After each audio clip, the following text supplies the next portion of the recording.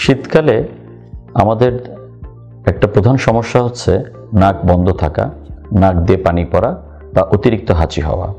সাধারণত শীতের শুরুতে এবং শীতের শেষের দিকে আমরা এ ধরনের অসুখে ভুগি, যেটাকে অনেকে বলে সর্দি লাগা।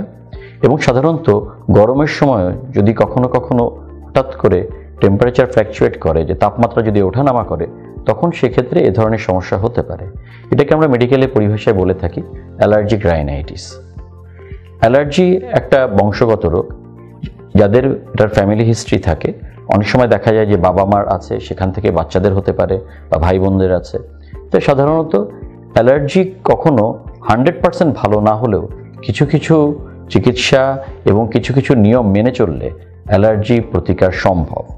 তো অ্যালার্জিক রাইনাইটিসের কথায় আসি, সেটা হচ্ছে অ্যালার্জিক রাইনাইটিস মানে যাদের থাকে তাদের দেখা যায় যে নাকের মধ্যে মাংসপেশি ফুলে যায়, অনেক সময় পাশাপাশি নাকের হাড্ডি বাঁকা থাকে, নাকের ভিতরের যেটা ঝিল্লিটা আমরা বলি, এটা একটা প্রদাহ তৈরি হয়, এবং গলার পিছনের দিকের ওয়ালেও এক ধরনের প্রদাহ তৈরি হয়, যাকে আমরা অ্যালার্জিক ফ্যারিঞ্জাইটিস বলি। তো অ্যালার্জির প্রতিরোধের জন্য প্রথম যেটা আমাদের দরকার, যে প্রতিকারের থেকে সবচেয়ে বড়, তার জন্য হচ্ছে যে কারণে আমাদের অ্যালার্জি তৈরি হয়। এবং শীতকালে আমাদের অ্যালার্জিক রাইনাইটিস রোগের একটি বড় কারণ হচ্ছে ধুলাবালি, এবং পাশাপাশি ধোয়া, ঠান্ডা, এগুলো তো আছেই। তা যেটা করা লাগবে, সেটার জন্য আমাদের যেটা করতে হবে সেটা হচ্ছে ধুলাবালি আমাদের এড়িয়ে চলতে হবে। বিশেষ করে আমরা যদি যারা এ ধরনের রোগে প্রায় আক্রান্ত হই, তারা যদি চলাফেরার ক্ষেত্রে রাস্তাঘাটে বা তাদের যদি সে ধরনের কোনো প্রফেশন থাকে, এখানে যদি তারা মাস্ক ব্যবহার করে, তাহলে আমি বলবো যে তারা এর থেকে পরিত্রাণ পেতে পারে। এছাড়া আরও যেটা সমস্যা আমাদের আছে, এই লক্ষণগুলোর মধ্যে একটা ইম্পর্টেন্ট হচ্ছে নাক দিয়ে পানি পড়া, অতিরিক্ত হাঁচি হওয়া, অনবরত হাঁচি হওয়া, এবং মাঝে মধ্যে নাকের ভিতরে ব্যথা করা এবং গলার ভিতরে ব্যথা করা। অনেক সময় আমরা দেখি যে নাকের সর্দি পিছন দিক দিয়ে গলায় আসার কারণেও গলার মধ্যে এক ধরনের প্রদাহ তৈরি হয়।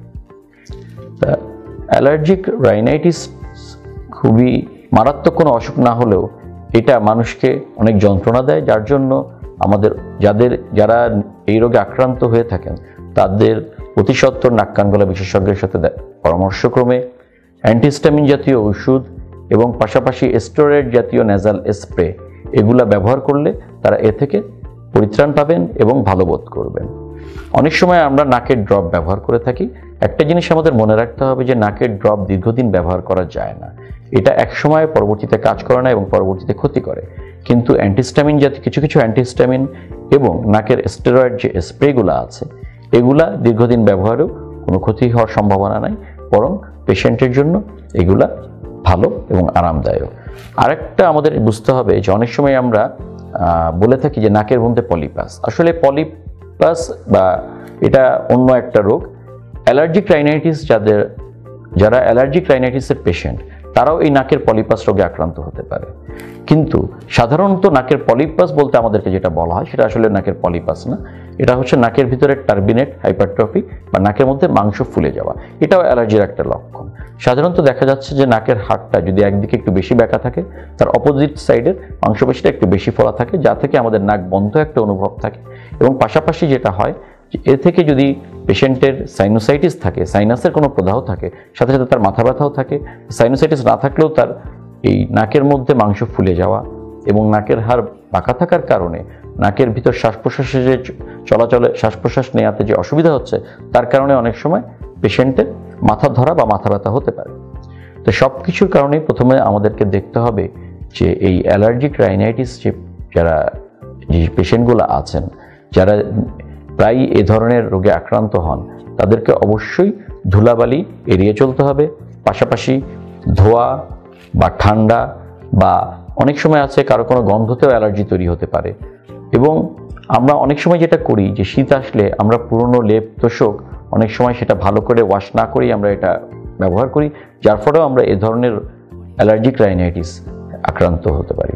সো এক্ষেত্রে আমাদের অবশ্যই এসব ব্যাপারে খুব সতর্ক থাকতে হবে, যে ঘর ঝাড়ু দেওয়া, ধুলাবালি, তারপরে হচ্ছে পুরনো লেপ তোষক ব্যবহার করা, এগুলা যাতে আমরা না করি।